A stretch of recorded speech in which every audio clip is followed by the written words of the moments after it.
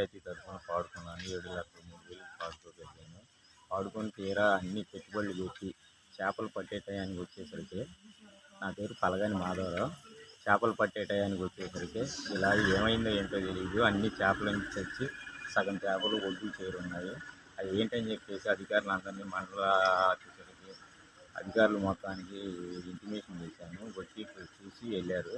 నాకు ఏ విధమైన న్యాయం చేస్తారో గవర్నమెంట్ తరఫున అందరూ ఆదుకోవాలని కోరుకుంటున్నాను.